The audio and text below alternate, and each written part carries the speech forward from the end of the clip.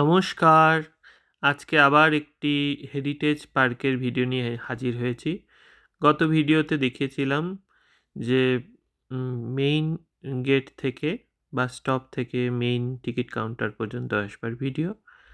এবার প্রথম পর্বে দেখাচ্ছি যে এই গেট টিকিট কাটবার পরেই প্রথমে যে ডান দিকে একটি মিউজিয়াম পড়ে, সেটি হচ্ছে গ্যাসোলিন অ্যালে মিউজিয়াম। এখানে সেই হেরিটেজ বিভিন্ন কার এবং যেমন গ্যাস পাম্প কীভাবে আগের দিনে ইউজ হতো, এবং এই হেরিটেজ কারগুলো হয়তো বিভিন্ন যারা অনার তারা হয়তো এখানে ডোনেট করে দিয়েছেন। হিস্ট্রিকে মেনটেন করা, যে পুরনো দিনের স্মৃতি এবং জীবনযাত্রাকে তুলে ধরা, এটাই মূল লক্ষ্য এই পার্কের, এটাই পার্কটার থিম। এই পার্কটি শুরু হয়েছিল 1962-তে এবং তারপর থেকে ধীরে ধীরে বিভিন্ন রকমভাবে বিভিন্ন ভেতরে আরও অনেক দেখবার জিনিস আছে। তো ওখান থেকে বেরিয়ে, এটা গেট দিয়ে ঢুকেই ডান দিকে মিউজিয়ামটা পড়ে, তো ওখান থেকে বেরিয়ে প্রথমেই ওটা দেখে নিলাম। দেখে নিয়ে এরকম রাস্তা দিয়ে এগিয়ে চলেছি। বাঁদিকে তো ঢোকার আগে যেটা আপনাদের দেখেছি, একটা লেক আছে, যেই ট্রেনে করে আমরা এসেছিলাম ওই লেকটা পাশ দিয়ে, যেটা বাস স্টপ থেকে ট্রেনে করে এসেছিলাম। তো লেকটা এখনও আছে, লেকটা বেশ বড়, অনেকটাই বড়।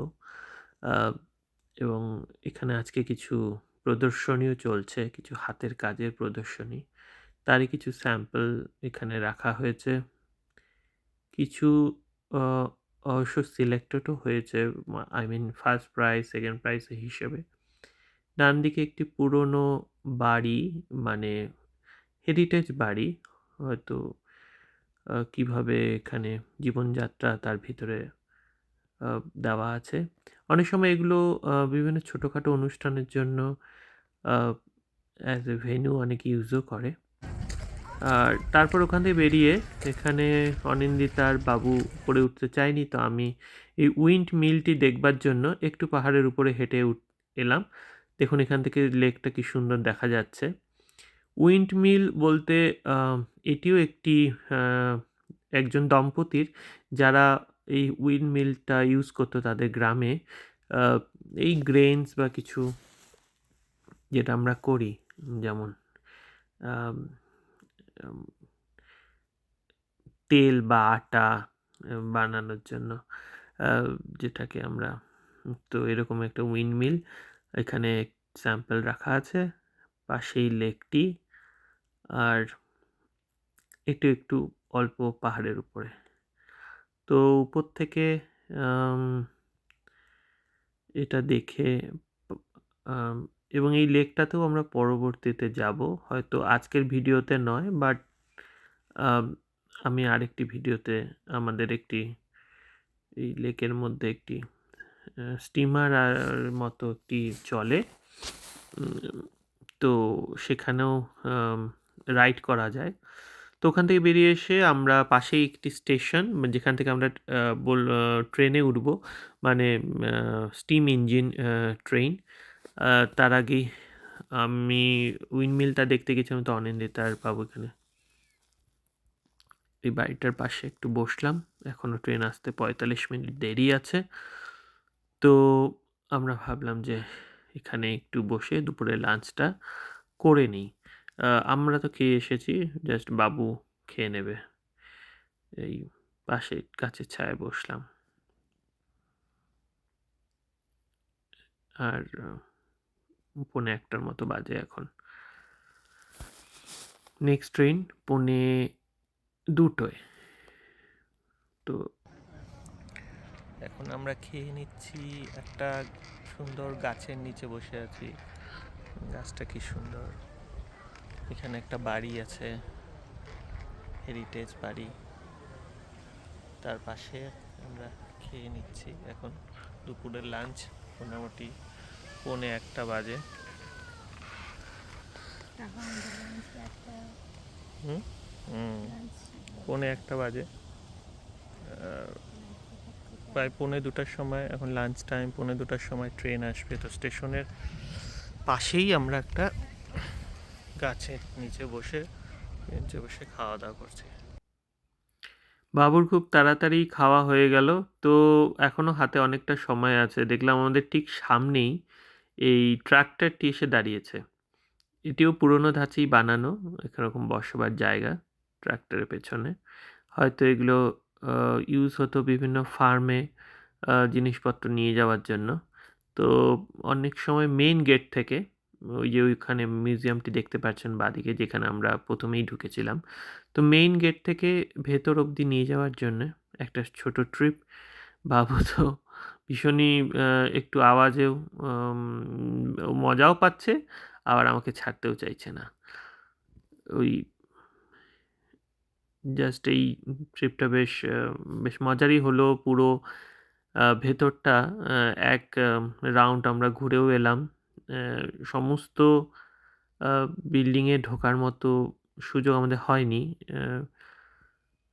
কিন্তু এখানে বিভিন্ন ফার্মের জীবনযাত্রা, যেমন ঘোড়ার আস্তাবল বা বেকরি এখানকার কিভাবে হতো,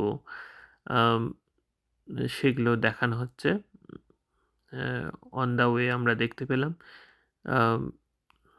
বা ফার্মিং কিভাবে হচ্ছে। তো এই এরিয়াটি অনেকটাই বড়, প্রায় আই থিঙ্ক 170 একর জমির উপর তৈরি। পাশে যে লেকটি আছে, ওই যে দূরে উইন্ডমিলটিও দেখতে পাচ্ছেন, যেখানে আমি একটু আগেই ঘুরে এসেছি। আর ডান দিকের এই যে বাড়িটা, যেটার পাশে বসে আমরা লাঞ্চ করলাম। তো এখান থেকেই এই ট্রাক্টরটি এই জায়গাটায় দাঁড়িয়েছিল, ঠিক স্টেশনের পাশেই। 3টি স্টেশন আছে ভেতরে, ছোট ছোট। একটির নাম মিদনাপুর স্টেশন। তো মিদনাপুর স্টেশনের পাশ থেকে আমরা উঠেছি। তো আরেকটু এই ট্রাক্টরটা আরেকটু এগিয়ে গেল। এই দেখুন ঘোড়াগুলো, ঘোড়ার রাস্তাবল, ঘোড়া দাঁড়িয়ে আছে। আর একটা ঘোড়ার গাড়িও আছে। তো সেটা হয়তো আমরা সময় হয়ে ওঠেনি আর এক্সপ্লোর করার। তো আমরা আজকে ট্রেনে চড়বো, আর এই ট্রাক্টরে চড়লাম। আর ভেতরে বাচ্চাদের খেলার কিছু জিনিস আছে, সেটা হয়তো পরের কালকে বা আরও কোনো দিন একটি ভিডিওতে আমি দেখাবো। আজকে এই প্রথম অংশটা এইভাবেই দেখাচ্ছি, যে হেরিটেজ পার্কে ট্রাক্টরে করে এরকম করে একটু ট্রিপ দিয়ে নিলাম।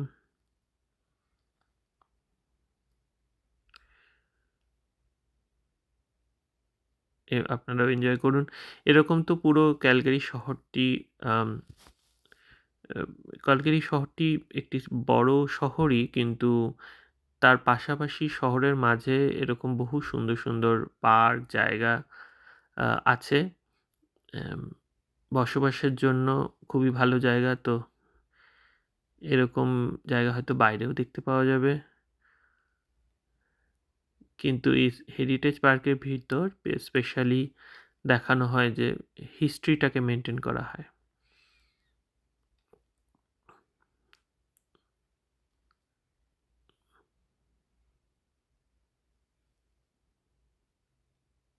বাবু আমার পুরো রাস্তায় আমার গলা ধরেই বসেছিল,